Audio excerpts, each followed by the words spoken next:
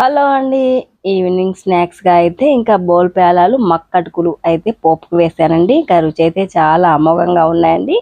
మరి ఈ బోల్ పేలాలు మక్కటుకుల రెసిపీ కావాలంటే లాంగ్ వీడియో చూసేయండి. మరి చూస్తేనే నోరూరుతుంది కదండి. మరి మీరు కూడా చేసుకొని తినేయచ్చు. ఇంకా లాంగ్ వీడియోలో అయితే పెడతానండి, చూసేయండి.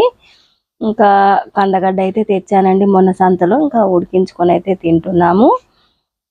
ఈ కందగడ్డ అయితే ఇంకా మా చిన్నప్పుడైతే ఉడికించినవి అంచెలలో పెట్టుకొని ఇంటికి వచ్చేవాళ్ళు.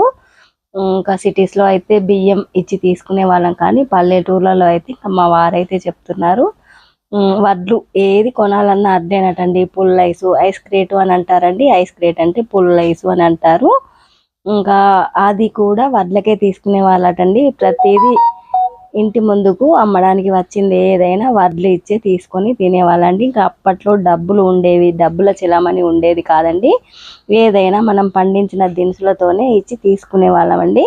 మరి థ్యాంక్ యూ ఫ్రెండ్స్, ఉంటానండి నెక్స్ట్ వీడియోలో మళ్ళీ.